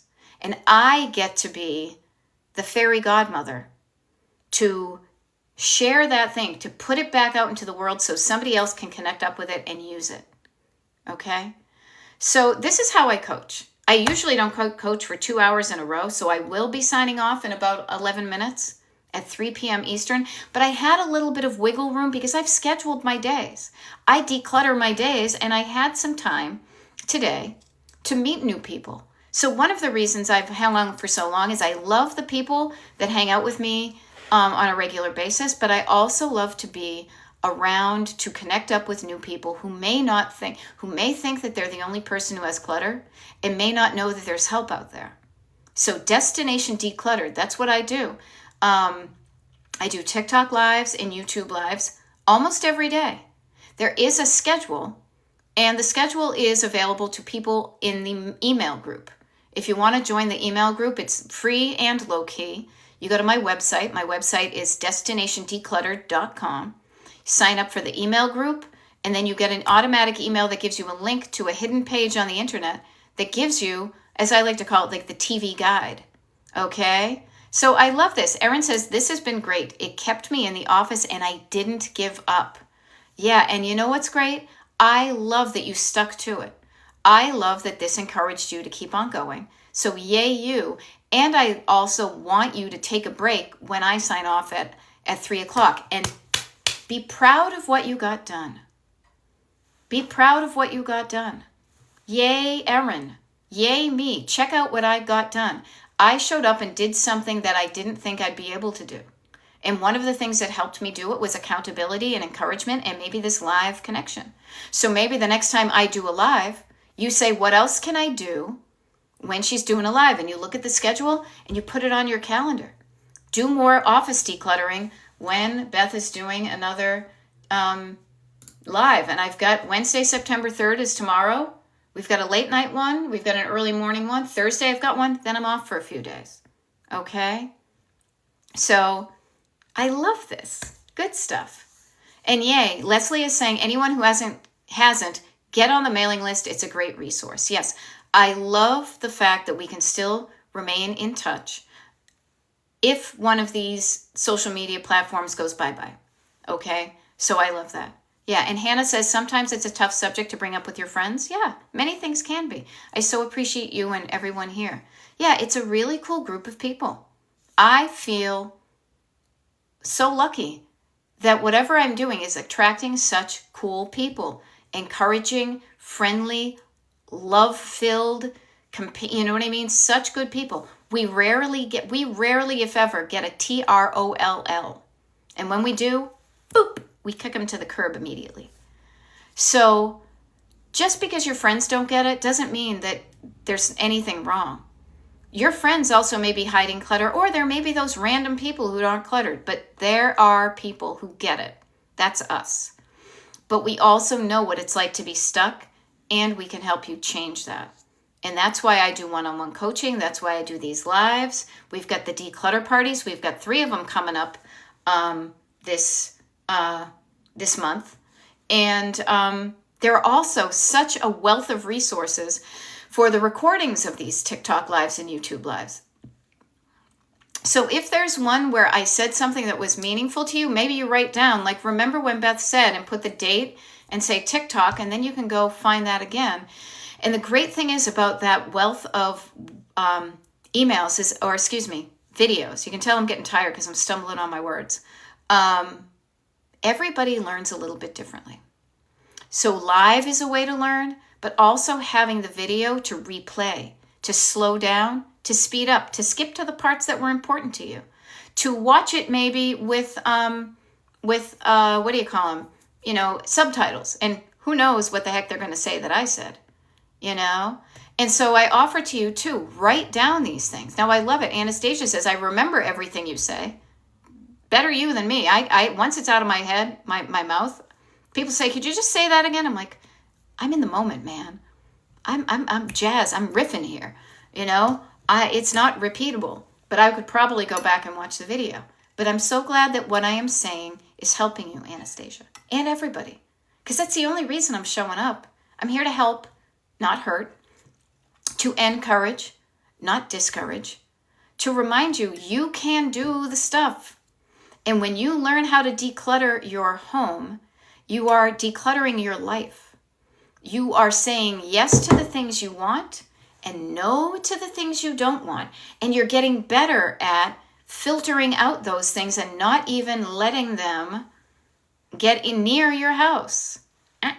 You're not getting in I'm not giving you my time, right? So you just live in a world that feels better to you because you've created it. And then you can also use those skills to help create a world outside of your home that is the world you want to live in too. It's decluttering, life coaching, basically. So I am definitely running out of steam, you guys. I am. I got about 5 minutes and I will stay till that 5 minutes. All right? So a few things. As I said, September declutter parties. We've got a monthly habit tracker you can have access to. I got to fill mine out. I got to take a walk. I went to yoga this morning, but I got to get out and walk around. Okay? Wednesday, Thursday, tomorrow, the next day, TikTok lives, YouTube lives. There's the schedule. Thursday, Friday, Friday, Saturday, Sunday, I'm off the digital grid. I'm doing good stuff with good people. But then Monday, Tuesday, Wednesday, Thursday, Friday, Saturday, September 13th, all of those days, there's going to be lives. So if this has been helpful for you, look at the schedule. Schedule a time to meet up with me in this live environment and plan something that you're going to declutter while I hang out with you. Because it's almost like a riff on the declutter parties, because if you get stuck, I can be here and help you with it. Alrighty? This is what I do. This is how I do it. This is how I do it. Okay? Christine, nice to see you. And I love seeing familiar faces or names and also welcoming in new people. Okay? So, anybody else? There we go. I'm off all next week. Need to put you in my ear. There we go. I love it. Good. Maybe the laundry pile will go away. Anastasia, you are just the person to make that happen. Okay? We all want to wiggle our nose like Bewitched or go blink like I Dream of Jeannie and have it gone. Yeah. I have yet to find the way to do that. When I do, you guys will be the first one. Actually, the people on the mailing list will be the first ones. You guys will be second. But what I offer to you is you can do it. Chunk it down. Chunk it down. Anastasia, just go pull out all the socks and all the underwear out of that pile and put them in the washing machine. Chunk it down. Categorize it. Okay? Categorize it. Leslie says definitely doing the next declutter party. Okay? Saturday, September 13th at noontime Eastern. Monday, September 15th, 9 a.m. Eastern. Monday, September 22nd, 9 a.m. Eastern. Okay? I hope those days work for you. If not, I highly recommend getting on the mailing list and joining the email or joining the Pen Pal Club and saying, anybody in the Pen Pal Club want to do a declutter party with me when Beth's not doing her thing? I don't charge money for it. That's not cool. I'm just trying to do that to keep the overhead. And actually, we donate all the proceeds to these go to a women's charity. And I have to do the numbers for last month and let you know how much. But we've donated almost $3,000 this year to a women's homeless shelter by showing up for declutter parties. So you can help somebody else and help yourself. Okay? So yeah. There we go. So Amazing Grace, haven't seen you in a while. Yeah, I was off the digital grid for 2 solid weeks. So I'm making up for it. Today I've been on for 1 hour and 58 minutes. I'm kind of fading. But tomorrow I'll be back for an hour. The next day I'll be back for an hour for 2 places. So yeah, Mama Cruzy, you got to go do things, as do I. Okay? But this has been wicked fun. I am dedicated. If you need to drop off, go right. You do you. I'm dedicated to being here until my clock says 3 o'clock. And then boy, howdy, am I going to take a break. Now, my husband is not going to be around tonight, so I have the house to myself. First time in a long time, not a lot of things going on.